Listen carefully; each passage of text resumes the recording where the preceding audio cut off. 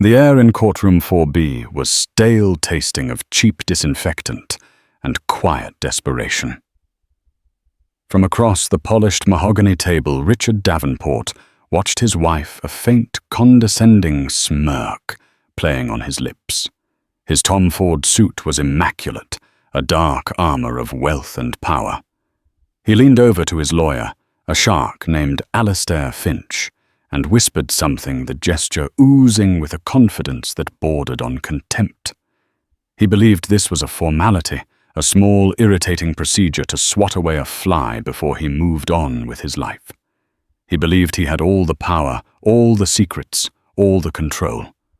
What he didn't know was that his wife, Sophia, the woman he had dismissed for years, was about to set his entire world on fire.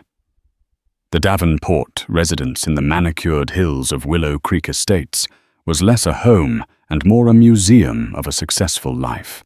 Cool Italian marble floors reflected the light from soaring two-story windows that overlooked a landscape architect's masterpiece of a garden.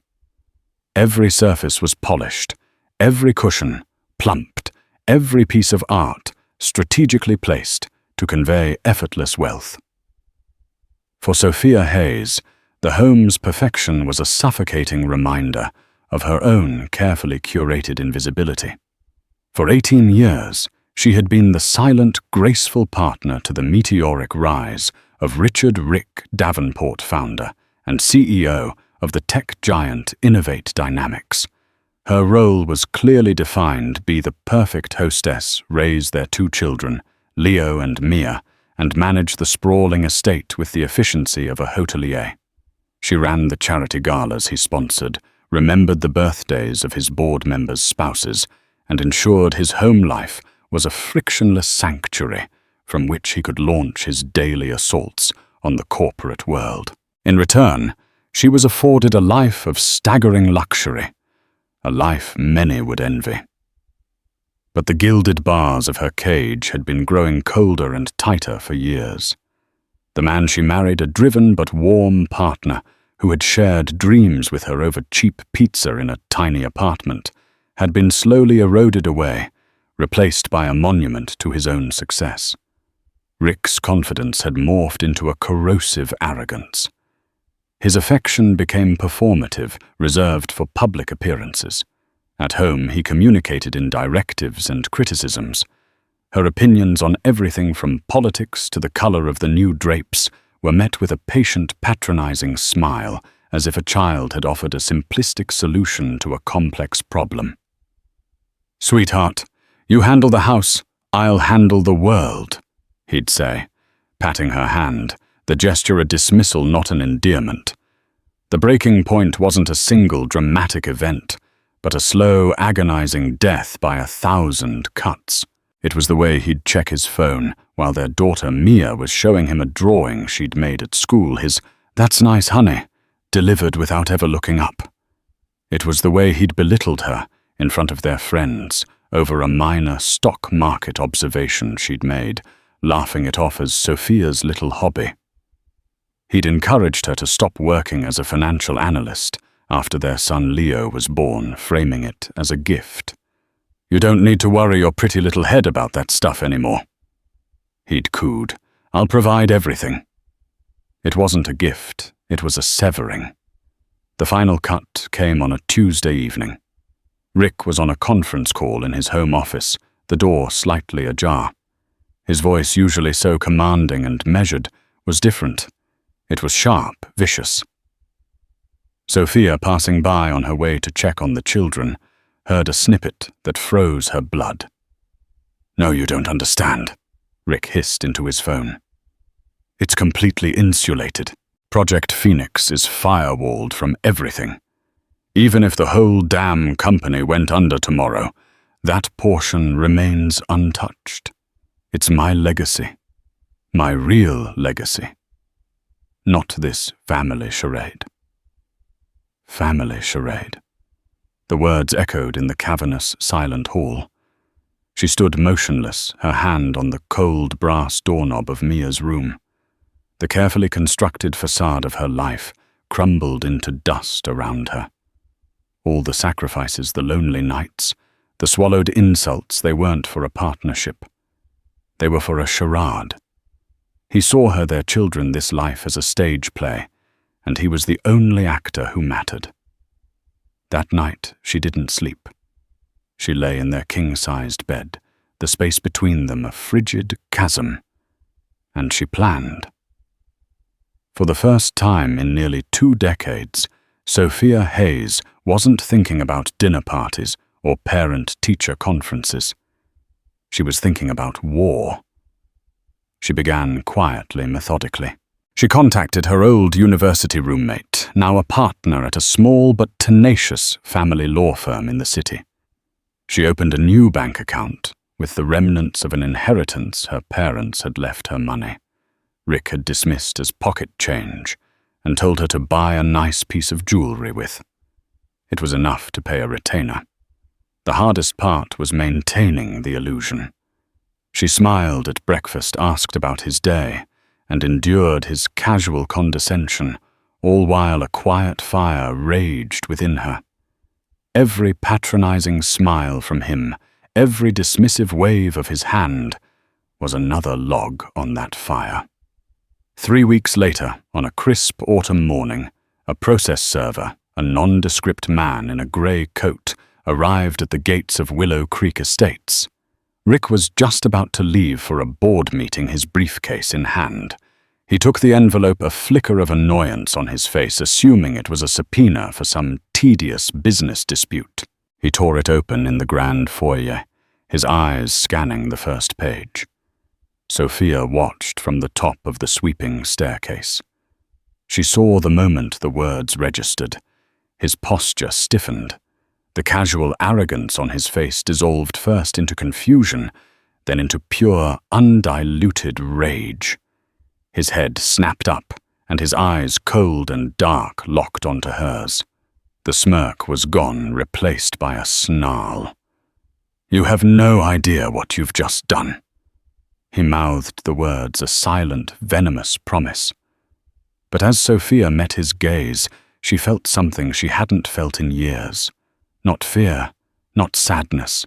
It was a cold, hard certainty. He was right. He had no idea what she had just done. And he had no idea what she was capable of.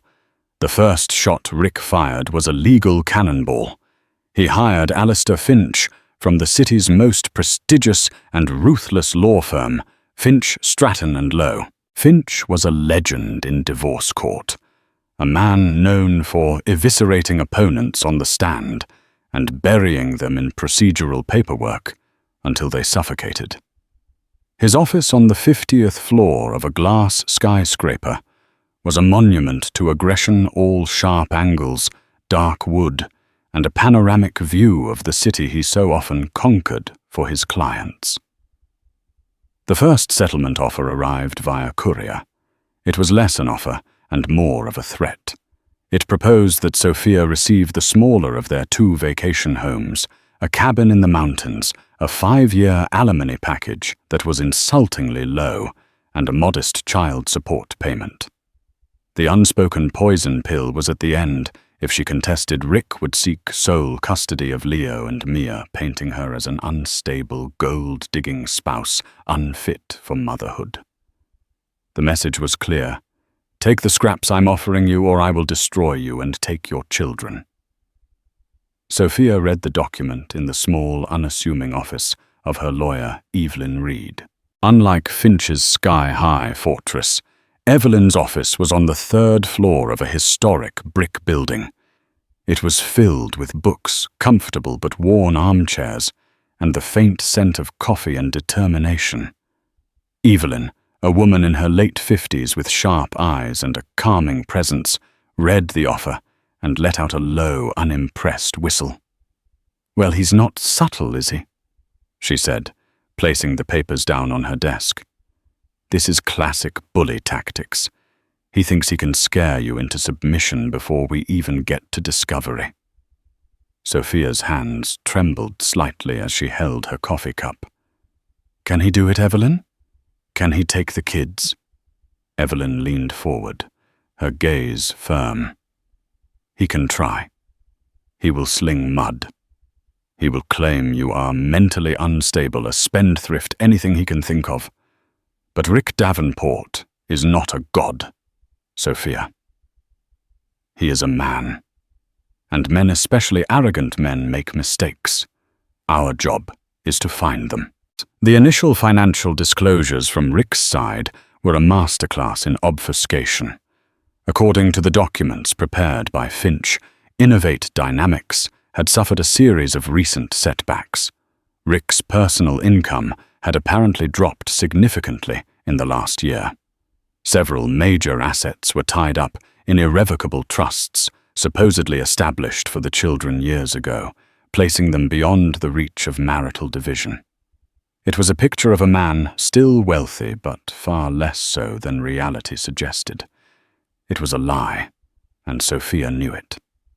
"He's hiding money," Sophia stated flatly, pointing to the income statement. "This number is a joke. I've seen the contracts he's signed this year. He landed the Apex Telecom deal 6 months ago. That alone was worth hundreds of millions to the company." "And that's where we start," Evelyn said, her expression grimly satisfied. "He's confident because he believes his financial world is a fortress. He thinks you, the stay-at-home mum he sidelined, could never possibly find the key. He is underestimating you. That is his first mistake, and it's a big one." The weeks that followed were a grueling education in legal warfare. Finch's team filed motion after motion, demanding endless documentation from Sophia. Every credit card statement since her marriage. Every personal email, every journal entry. It was a strategy of attrition, designed to exhaust her emotionally and financially. Rick, meanwhile, began a subtle but effective campaign to poison the well. He played the part of the heartbroken father to the school administrators and other parents, hinting at Sophia's erratic behavior and emotional instability since the separation. He started buying Leo and Mia extravagant gifts, a new gaming console for Leo, a pony for Mia, things Sophia had always insisted they earn. He was buying their affection, framing himself as the stable, generous parent. One evening, Leo came home from a weekend with his father and tossed a brand-new, top-of-the-line tablet on the kitchen island. "Dad said you probably wouldn't let me have this. He said you've been weird about money lately." The teenager said, his voice laced with a confusion that broke Sophia's heart. Sophia took a deep breath, kneeling to meet her son's eye level. "Your father has a lot of money, Leo. That's true. But this isn't about money. This is about what's fair. And sometimes to get to what's fair, you have to fight. I'm fighting for us." Her son just looked at her, his loyalty being pulled in 2 directions. She realized then that Rick wasn't just trying to protect his wealth. He was trying to erase her from her own children's lives, to rewrite history, so that he was the hero, and she was the villain. It was during a late-night strategy session, sifting through a mountain of Rick's disclosed financial records, that Evelyn pointed to a recurring transaction, a monthly wire transfer of a significant but not outrageous sum to a consulting firm Sophia had never heard of, Silver Peak Holdings, LLC. "This company was formed 3 years ago," Evelyn said, tapping her pen on the printout. "It lists a post office box in Delaware as its address. No website, no public profile. And yet your husband's company has been paying it a hefty consulting fee every month like clockwork." Sophia stared at the name. Silver Peak. It sounded vaguely familiar. She closed her eyes, trying to dredge up a memory from the fog of the thousands of conversations she'd half listened to over the years. Then it hit her. A memory from a ski trip in Aspen 2 years prior. Rick was on the phone laughing with one of his old college friends, a man named George. He'd been bragging about a new venture. "It's my Phoenix project, Georgie," he'd said, his voice full of smug satisfaction. Rising from the ashes, you know, a little nest egg completely off the grid. The view from Silver Peak is going to be magnificent. Sophia's eyes snapped open. Project Phoenix, she whispered. She remembered the phone call she'd overheard outside his office. Evelyn looked at her intrigued. What is Project Phoenix? I don't know. Sophia admitted, her heart starting to pound. But I think Silver Peak Holdings is the key, and I think it's where he's hidden everything. The name Silver Peak Holdings became Sophia's obsession. It was the loose thread she knew could unravel Rick's entire tapestry of deceit. But pulling it would require more than just legal maneuvering. Finch's team would stonewall any official request for information about the shell company, burying them in claims of corporate privilege and confidentiality. They needed to find another way in. Acting on a hunch from Evelyn, Sophia reached out to a man named Owen Grant. He wasn't a lawyer or a typical private investigator who dealt in sordid affairs. Owen was a forensic accountant, a quiet, meticulous man who operated in the deep, murky waters of corporate finance. He was a digital ghost, an expert at finding money that powerful people had tried to make disappear. They met in a discreet coffee shop far from her neighborhood. Owen was unassuming with graying hair and glasses that seemed perpetually perched on the end of his nose. He listened intently as Sophia recounted everything the family charade, comment the overheard mention of Project Phoenix, and the regular payments to Silver Peak Holdings.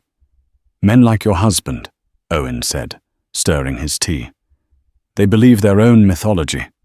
They build complex systems, mazes of offshore accounts and shell corporations, and they get so enamored with their own cleverness, they forget that every transaction, every digital handshake leaves a trace. A faint one, perhaps, but it's always there.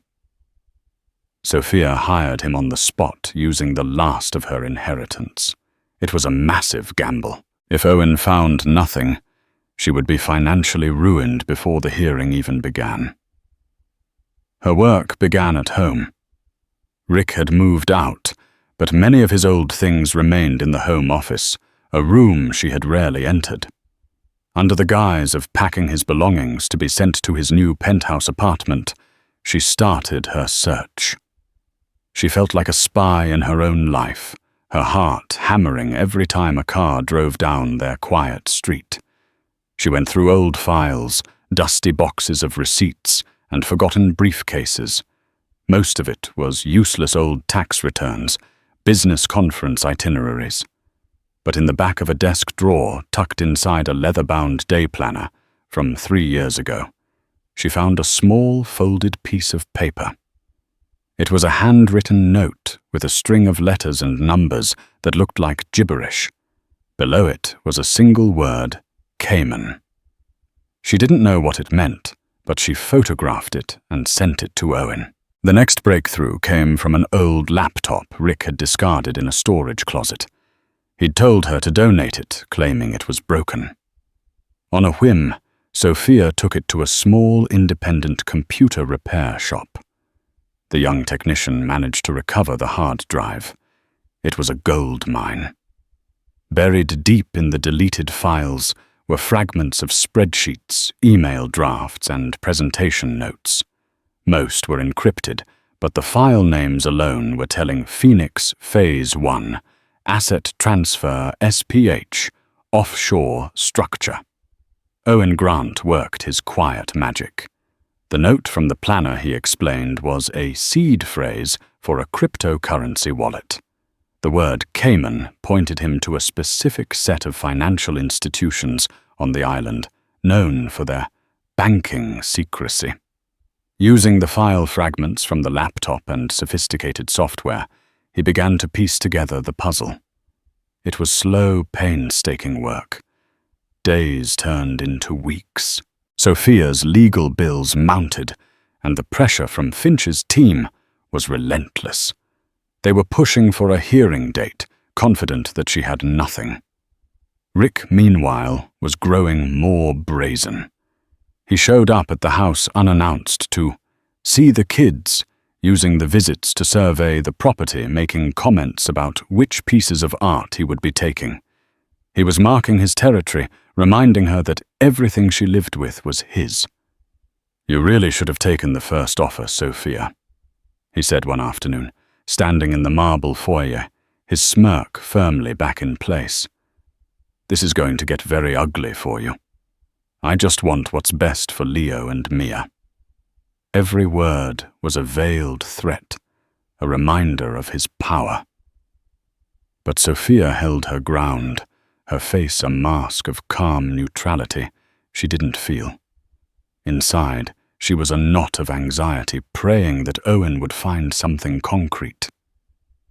The call came late on a Wednesday night. Sophia was in her kitchen, staring at a stack of bills, her hope beginning to fray. "I'm in..." Owen's voice was quiet, but electric with excitement. He was clever. He funneled corporate profits from Innovate Dynamics, skimming them before they were ever officially recorded into Silver Peak Holdings. He disguised them as consulting fees for services never rendered.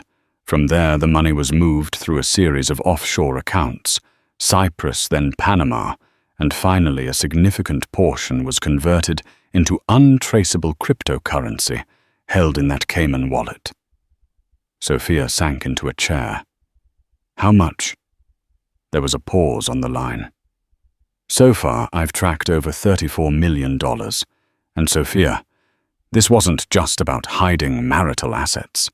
The way he skimmed the profits before they were declared to shareholders or the IRS, this is more than just divorce fraud. This is corporate malfeasance. This is tax evasion on a massive scale. Project Phoenix wasn't just a nest egg. It was an entirely separate, illegal financial empire." Sophia felt a wave of dizziness. This was bigger than she could have ever imagined. It wasn't just about a fair settlement anymore. She was holding a bomb, and Rick had no idea she was about to light the fuse. "Get me everything," she said, her voice shaking but firm. "Every transaction, every ledger. Document it all." As she hung up the phone, the echoes of Rick's confident taunts filled the silent house. He saw her as a decorative, clueless wife.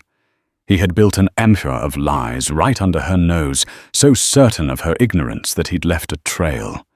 His arrogance, the very thing that had suffocated her for years, was about to become his undoing. The day of the hearing arrived cloaked in a grey, drizzling sky that mirrored the cold dread in Sophia's stomach. The Superior Court of Northwood County was an imposing granite building, its architecture designed to make one feel small and insignificant. As Sophia and Evelyn Reed walked up the wide stone steps, a scrum of photographers descended on them. Rick, ever the master of public relations, had leaked the story of their acrimonious divorce, painting himself as the wronged husband fighting a greedy spouse. Inside Courtroom 4B was exactly as Sophia had imagined, wood-panelled, somber, and utterly devoid of warmth. The air was thick with a tense silence, broken only by the rustling of papers and low-whispered conversations. Rick was already there, seated at the respondents' table with Alistair Finch. He looked magnificent, a portrait of power and control. His dark grey suit was tailored to perfection. His silver tie was knotted precisely, and his expensive leather shoes were polished to a mirror shine. He radiated an aura of untouchable success. When he saw Sophia enter, he didn't scowl or look away. He met her eyes, and a slow, confident smirk spread across his face. It was a look she knew well, a look of absolute certainty of a game already won. It said, "You foolish little girl. Did you really think you could challenge me?" He turned to Finch and shared a quiet laugh, a gesture of casual dominance for the entire room to see. He was performing, turning the courtroom into another boardroom, where he was in charge. The proceedings began. Judge Marian Albright entered a formidable woman in her 60s with a reputation for being sharp, impatient, and immune to theatrics. She surveyed the room over her spectacles, her expression unreadable. Alistair Finch rose to present Rick's case. His voice, rich and resonant, filled the room. He painted a masterful picture of Rick Davenport as a brilliant innovator, a pillar of the community, and a devoted father whose life had been upended by his wife's sudden and inexplicable greed. "Your Honor," Finch began, his tone dripping with sympathy. "Mr. Davenport has spent nearly 2 decades building a life for his family.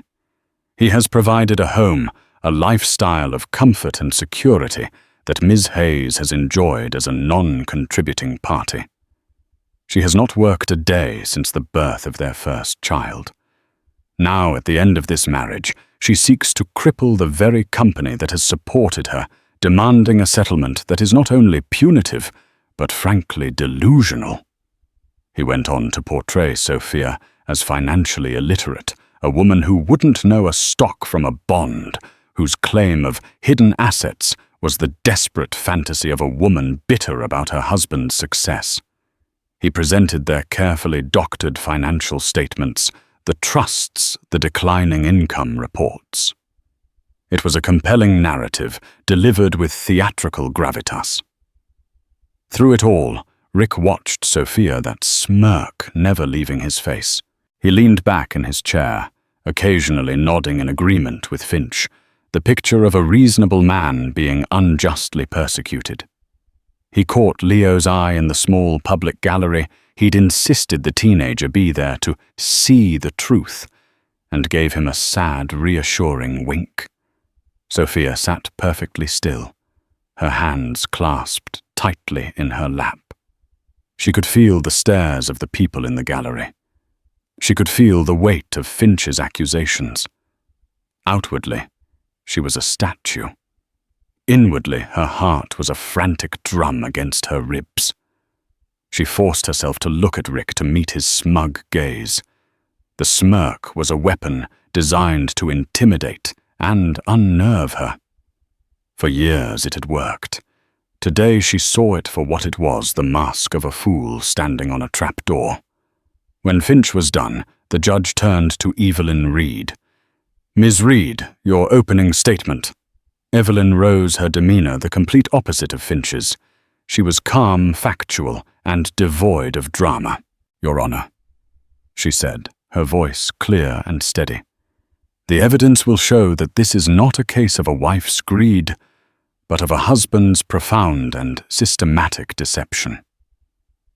We will demonstrate that Mr. Davenport has not only misrepresented his financial status to this court, but has actively concealed tens of millions of dollars in marital assets through a complex web of shell corporations and offshore accounts. The picture Mr. Finch has painted is indeed a fantasy one constructed by Mr. Davenport to defraud his wife, his business partners, and the government." Finch scoffed audibly, a theatrical display of disbelief.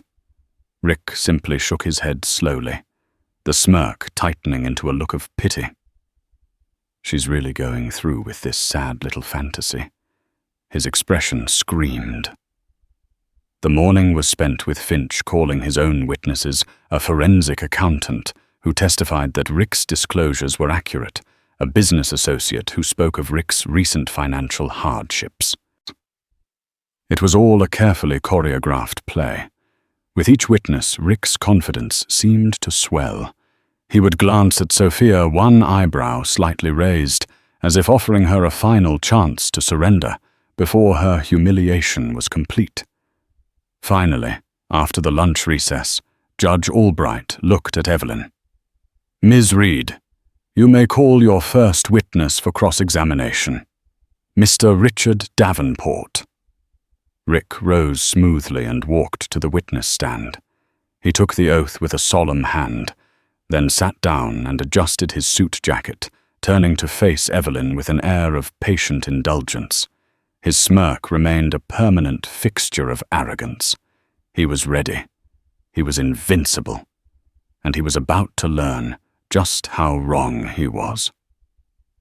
Evelyn Reed approached the witness stand, her movements deliberate. She carried a single slim folder. She didn't radiate the aggressive energy of Alistair Finch.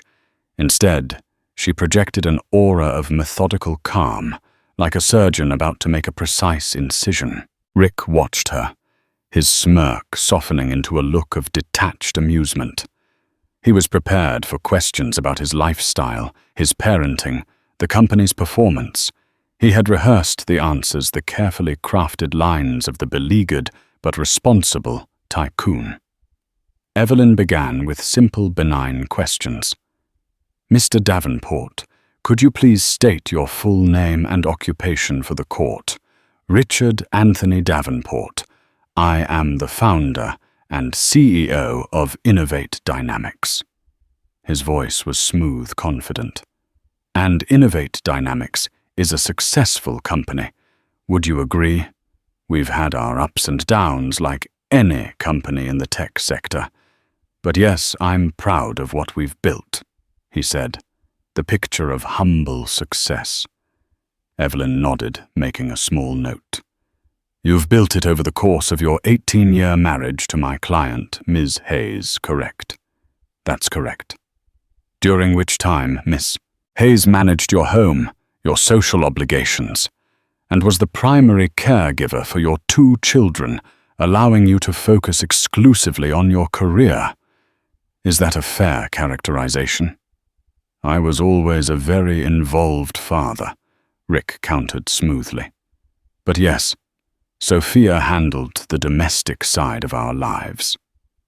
The preliminary questions continued for several minutes, lulling Rick into a comfortable rhythm. He was in control, easily parrying Evelyn's gentle inquiries. Alistair Finch leaned back, looking bored. This was amateur hour. Then Evelyn changed tack. She paused, looked down at her folder, and then looked directly at Rick. "Mr. Davenport, are you familiar with a consulting firm by the name of Silver Peak Holdings, LLC?" The question hung in the air. For the first time, a flicker of something not panic but surprise crossed Rick's face. The smirk faltered just for a second before he quickly recovered it. "The name sounds vaguely familiar," he said a little too casually. "We work with hundreds of vendors and consultants. I don't handle the day-to-day accounts payable." "I see," Evelyn said, her voice still mild. "So you wouldn't be aware that Innovate Dynamics has been paying this particular firm a monthly fee of $150,000 for the past 36 months. Finch sat up a little straighter. Rick's jaw tightened almost imperceptibly. "As I said, I don't micromanage our expenditures. I trust my CFO." "So you are testifying under oath that a payment of over $5 million from your company to a single entity over 3 years is something that would happen without your knowledge or approval?" The smirk was gone, now replaced by a mask of stern impatience. "I approve budgets, Ms. Reed, not individual line items. If it was in the approved operational budget, then it was a legitimate business expense." "A legitimate business expense?" Evelyn repeated softly. "And what services did Silver Peak Holdings provide to Innovate Dynamics to warrant a payment of $1.8 million per year?" "I would have to consult my records. I assume it was for strategic advising or market analysis." Rick deflected, his eyes darting towards Finch, who looked increasingly uneasy. Evelyn opened her folder. "That's interesting, because we did consult some records. We subpoenaed the Delaware Division of Corporations. Silver Peak Holdings was incorporated 3 years ago. It has no employees. It has no physical office, just a P.O. box. And its sole registered agent and owner is you, Mr. Davenport. Can you explain to the court why you are paying yourself $150,000 a month and logging it as a corporate expense? A collective gasp went through the courtroom gallery. Alistair Finch shot to his feet. Objection, Your Honor. Relevance Counsel is on a fishing expedition into my client's corporate governance, which has no bearing on this marital dispute. Overruled, Mr. Finch. Judge Albright said, her eyes narrowed, fixed on Rick. I am very interested in the answer. Please proceed. Miss Reed. Rick was pale. The confident, untouchable CEO had vanished, replaced by a man squirming on a hook. The smirk was a distant memory. His face was a thundercloud of fury and dawning panic. It's a holding company, he stammered, his voice losing its smooth baritone. For certain intellectual property assets. It's a complex but perfectly legal corporate structure. Is it? Evelyn pressed her voice, gaining a sharp, clinical edge. Is it a perfectly legal corporate structure to skim untaxed profits from a publicly traded company into a private shell corporation that you secretly own? Does your board of directors know about this arrangement? Do your shareholders? Objection, Finch shouted again, his face turning red. Sit down, Mr. Finch, the judge snapped. Evelyn took a step closer to the witness box. Let's talk about another name, Mr. Davenport. Project Phoenix. Does that name mean anything to you? At the mention of those two words, all the color drained from Rick's face. He looked utterly, completely cornered. He stared past Evelyn, his eyes finding Sophia's for a brief, searing moment. In his eyes, she saw not just hatred, but a raw, stunning disbelief. He had been so certain of her. So certain she was weak, clueless, harmless. He had built a fortress of lies to protect his money, and he had never once imagined that the one person he'd locked out would be the one to find the key and burn the whole thing to the ground. The unraveling had begun. The atmosphere in Courtroom 4B had transformed. The bored lethargy was gone, replaced by a crackling high-stakes tension. Everyone in the room, from the court reporter to the people in the gallery, seemed to be leaning forward, captivated. Alistair Finch was no longer lounging. He was perched on the edge of his seat, whispering furiously to a junior associate. But the focus of all eyes was on Rick Davenport, a man who seemed to be visibly shrinking in the witness box. Evelyn Reed didn't let up. She systematically dismantled his complex corporate structure lie piece by damning piece. She produced the incorporation documents for Silver Peak Holdings, bearing his digital signature. She presented bank statements from a bank in Cyprus, showing the initial deposits from Innovate Dynamics. Then she showed the subsequent wire transfers to a second shell corporation in Panama.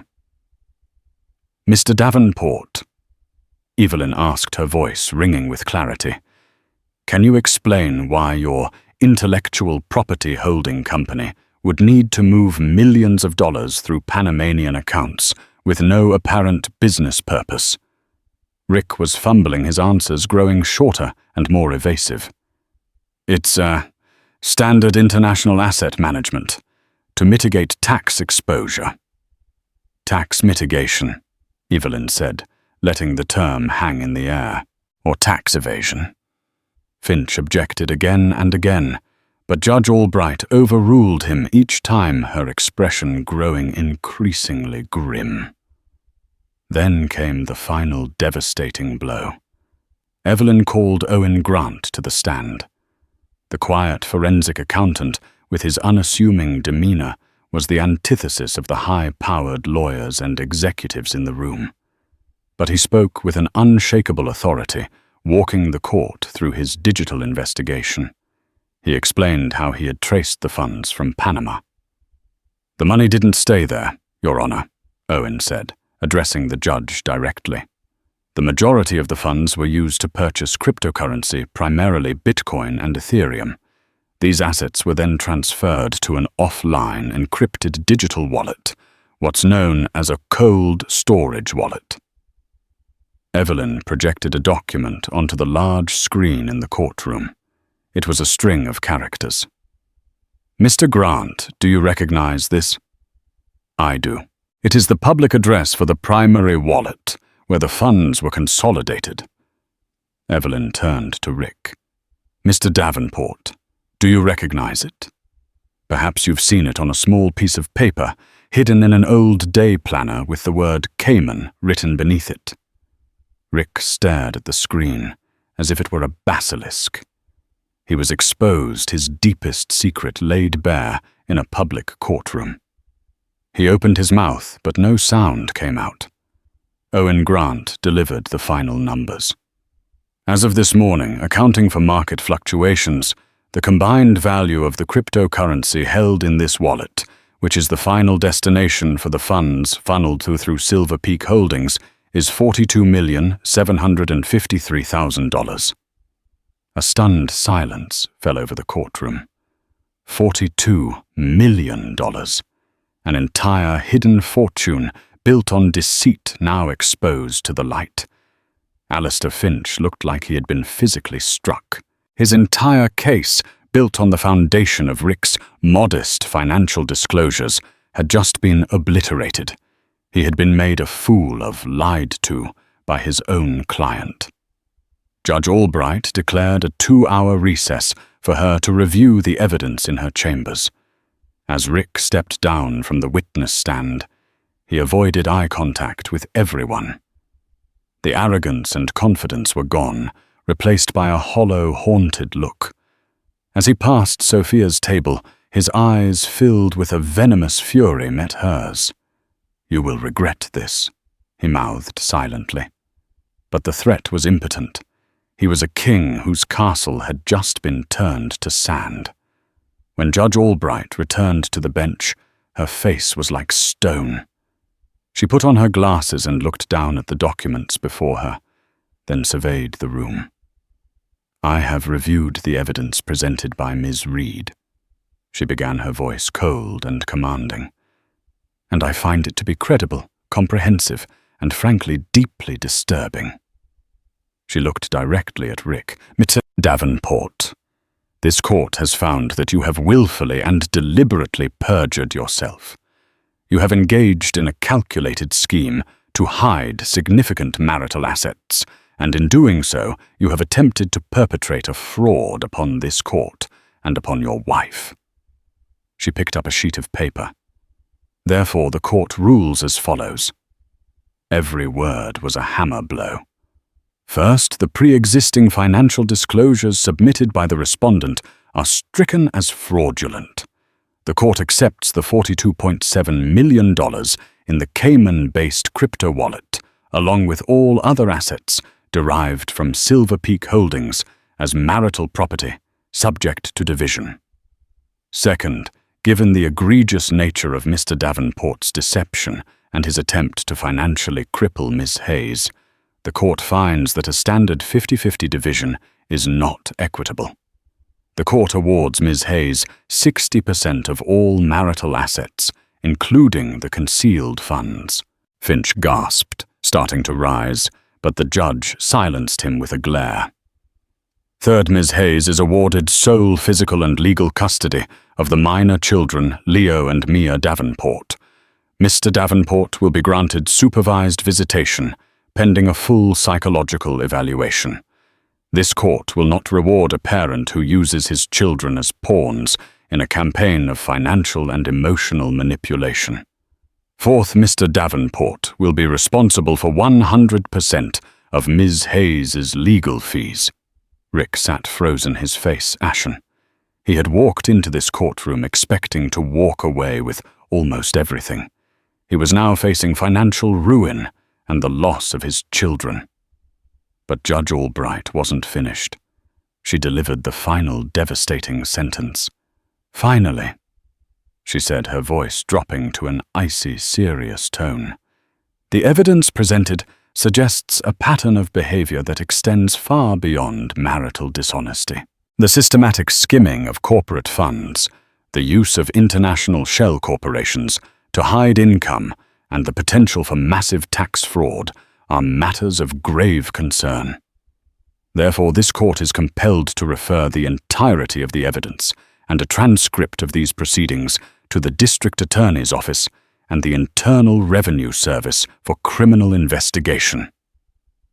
The sound of the gavel striking the block echoed like a gunshot in the silent room. It was over. Rick Davenport, the titan of industry. The man with the confident smirk had not only lost his divorce case, he had lost everything. Leaving the courthouse was surreal. The grey, drizzling sky had broken, and a weak afternoon sun was filtering through the clouds. The photographers were there again, but their energy was different. It was no longer a pack hunting a victim. It was a frenzy surrounding a fallen giant. They swarmed Rick as he and a shell-shocked Alistair Finch tried to push their way to a waiting car, shouting questions about the IRS and the district attorney. Sophia and Evelyn slipped out a side door unnoticed. Sophia didn't feel the explosive triumph she had imagined. There was no elation, no desire to celebrate.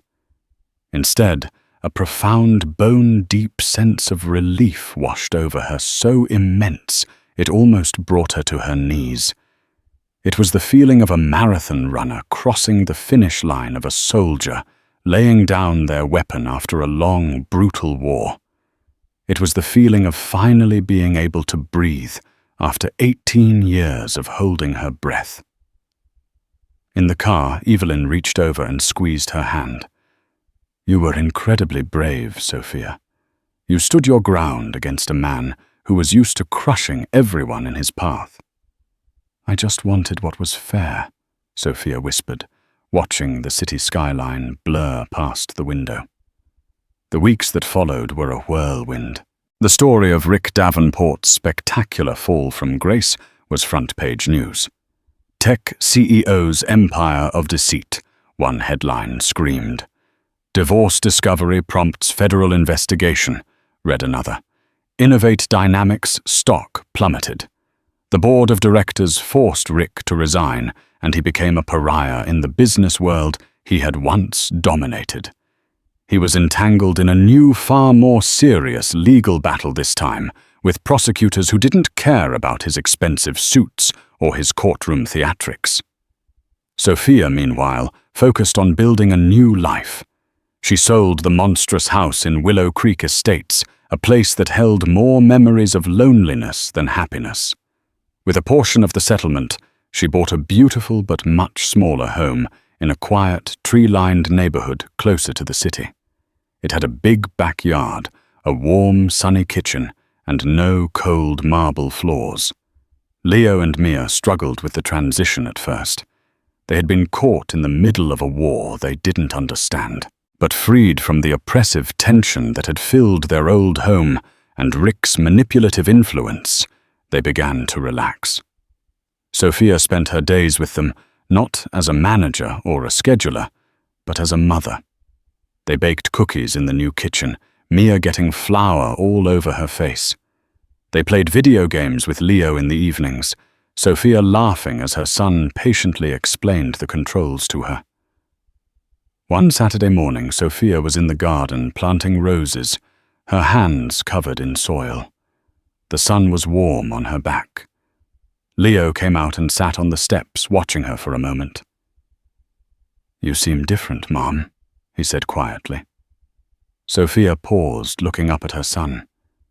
"Different how?" "Happier," he said. "Like really happy, not just smiling for a picture happy." The simple, honest observation struck her to the core. He was right. The wealth, the status, the designer clothes, they had all been a costume. This was real. The feel of the earth in her hands. The sound of her daughter's laughter from inside the house.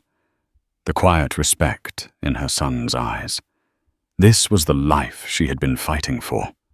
She had walked into that courtroom, a woman Rick Davenport had spent years trying to erase. She had been dismissed, underestimated, and almost broken. But she had found a strength she never knew she possessed, not just for herself, but for her children. Rick's smirk had been born of a fatal arrogance, the belief that she was nothing without him. His greatest mistake was never realizing that he was the cage, and she had finally learned how to fly. As she looked at her new home, her new garden, and her children, Sophia Hayes knew her new dawn was just beginning. 6 months passed. The sensational headlines faded, replaced by the mundane churn of new scandals and triumphs. Rick Davenport's criminal trial was slated for the spring, a distant event that no longer occupied the forefront of Sophia's mind. Autumn's weak sun had given way to the soft white blanket of winter, and the new house, once a symbol of escape, had truly become a home. Its warmth was generated not just by the roaring fire in the hearth, but by the easy laughter that now filled its rooms. Sophia had found a new rhythm, one dictated by school-runs homework help, and the simple joy of rediscovering herself. She had started taking online courses in financial planning, not out of necessity, but out of a desire to reclaim the part of her identity she had surrendered 2 decades ago. The life of a socialite felt like a dream someone else had lived. The true challenge she learned was not in managing her newfound wealth, but in navigating the invisible fallout of Rick's implosion. The shrapnel had hit her children. One afternoon, Leo came home from school, his face a stormy mask of adolescent anger. He threw his backpack on the floor and slumped onto a kitchen stool, silent. Sophia, who was frosting a cake with Mia, wiped her hands and sat opposite him. "Tough day?" she asked gently. He shrugged, refusing to meet her eyes. "Some guys in my class were talking about Dad, about the trial. They called him the Phoenix fraudster." He finally looked up, his eyes filled with a mixture of shame and fury. "They looked at me like I was him, like I'm tainted." He kicked at the leg of the stool. "I hate being a Davenport." The word struck Sophia with a physical force. She had fought to secure their future, but she hadn't fully anticipated the weight of their past. She sent Mia to her room to play, then took Leo's hands in hers. They were large, almost a man's hands, but they trembled slightly. "Your father made some terrible choices, Leo," she said, her voice steady and clear. "He was dishonest, and he hurt a lot of people, including us. It is okay to be angry at him for that. But his choices are not your choices. His actions are not your actions." "But it's my name," he insisted, his voice cracking. "A name is just a word, honey," she replied, squeezing his hands. "Your character, your integrity, the way you treat people, that is what gives it meaning. You are not your father's echo. You get to decide what the name Davenport means, starting with you. And if you ever decide you want a different one, we can do that too. But don't let anyone, especially him, have the power to make you ashamed of who you are." It wasn't a magic solution, but it was a start. It was a conversation that would need to happen again and again, a slow, patient process of helping her son separate the man he loved from the crimes he had committed. That conversation solidified a thought that had been growing in Sophia's mind. Her victory in court was not the end of the story. It was an opportunity. A week later, she met with Evelyn Reed and a small team of financial advisors. In Evelyn's practical, book-filled office, Sophia laid out her plan. "I want to start a foundation," she announced. The Phoenix Project was Rick's monument to his own greed. "I want to build a real one." She outlined her vision, a non-profit, dedicated to providing forensic accounting services and legal aid to women in domestically abusive situations, specifically targeting cases of financial abuse and concealed assets. Men like Rick count on their partners being intimidated by the complexity of their finances, Sophia explained. They use financial control as a weapon. I want to give these women their own Owen Grant. I want to give them the tools to fight back. Evelyn's tired, professional eyes lit up with a fierce pride. Sophia, she said, a rare, wide smile spreading across her face. That is a magnificent idea. The final ghost of her old life appeared on a frigid afternoon in January. A letter arrived, forwarded from Evelyn's office. The envelope was from Alistair Finch's firm, but the handwriting on the paper inside was Rick's. His once bold, arrogant script was now shaky, almost pleading. He didn't apologize. He didn't accept blame. Instead, he wrote 3 pages of self-pitying prose, detailing his fall from grace, his loneliness, and the injustice of it all.